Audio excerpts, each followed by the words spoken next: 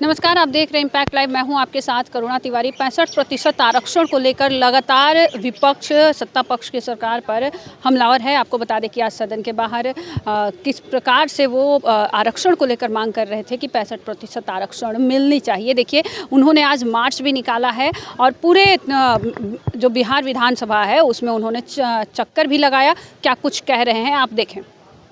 जाने वाली लोग आज 65% आरक्षण का मामला है साहब, हम चुप नहीं बैठ सकते।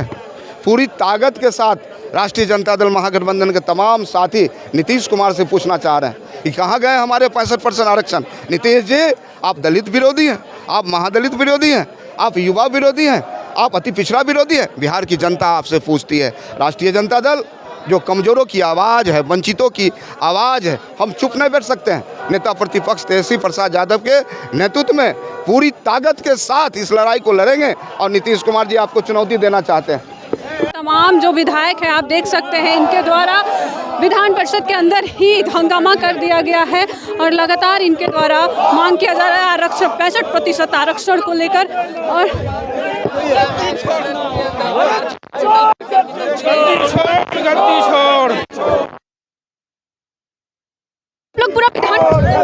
हम लोग इसलिए मार्च कर रहे हैं कि 65% तेजस्वी सरकार की इसमें बढ़ोतरी हुई, लेकिन ये जो सरकार अभी बीजेपी से ऐलान की सरकार है ये इसको लागू नहीं कर रही, इसलिए हम लोग लागू कराने के लिए मार्च कर रहे हैं।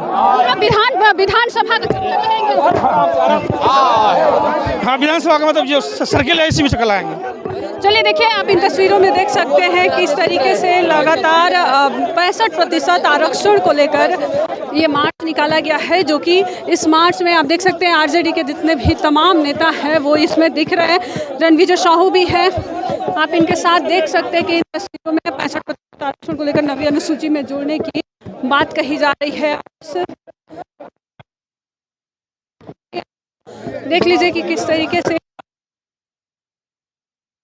मार्च जारी है।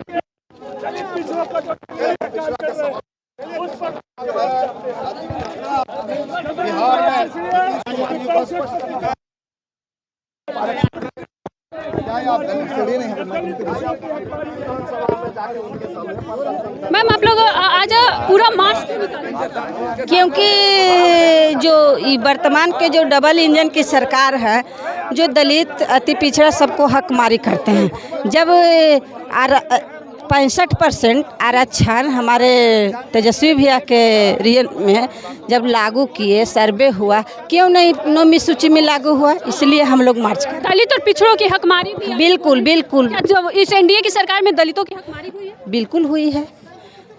दलितों की जितना हकमारी होता तो किसी को होवे नहीं किया है। जितना दलित की संख्या है, कितना हकमारी हुआ। सारे हमारे जितने युवाओं, जितने बच्चियां पढ़ लिख कर रोड पर मारल फिर रहा है, सबसे ज़्यादा इस सरकार में हकमारी हो तो दलित की हुआ। मतलब 65% आरक्षण। हाँ, हम लोग 65% आरक्षण लेके रहेंगे और जब तक नहीं मिलेगा तब तक हम लोग रोड से सदन तक लड़ते रहेंगे। इसलिए ये एनडीए सरकार और नीतीश कुमार आरक्षण नहीं लागू करते हैं तो उनको गद्दी छोड़ना होगा।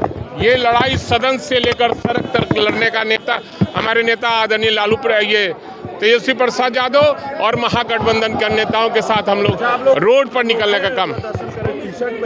हाँ, तो हमारा लिखा हुआ है सारा चीज़, इसलिए आप लोगों को बताने के पहले देख लीजिए कि क्या क्या लिखा हुआ है। 65% आरक्षण देना होगा बिहार सरकार को और नहीं तो गद्दी छोड़ना होगा।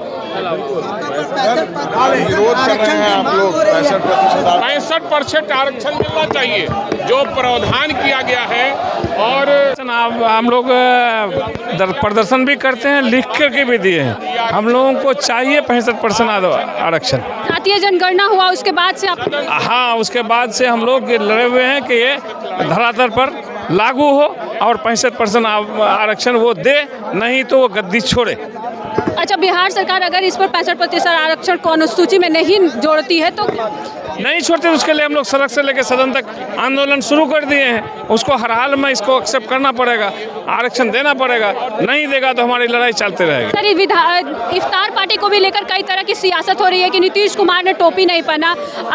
आप लोग देखिए, वो जो लोग बोलते हैं वो अलग बात है, बात भी सही है, उसको टोपी पहनना चाहिए और हर बार पहनते थे, इस बार नहीं पहने, इसका मतलब उस पर जो आरएसएस और भाजपा का रंग पूरा डला हुआ है, वो पूरे रंग पर ढल गए हैं भाजपा और आरएसएस का, इसलिए वो टोपी नहीं पहने हैं। नीरज कुमार कह रहे हैं कि ऐसा कुछ नहीं है, हर बार वो पहनते हैं, इस बार अगर नहीं पहने तो उसके लिए जज करने की जरूरत है। ठीक है, वो तो जो कर रहे हैं वो तो जो कह रहे हैं, जो कर रहे हैं, जो सुन रहे हैं, वो सब सही है, उसके लिए सब सही है। हम लोग को मानना है नहीं मानना है वो अच्छी बात नहीं है। वो भेदभाव जिस तरह से भाजपा और आरएसएस वाले करते आ रहे हैं, माननीय मुख्यमंत्री बिहार नीतीश कुमार भी अब भेदभाव पर उतर गए हैं। धन्यवाद।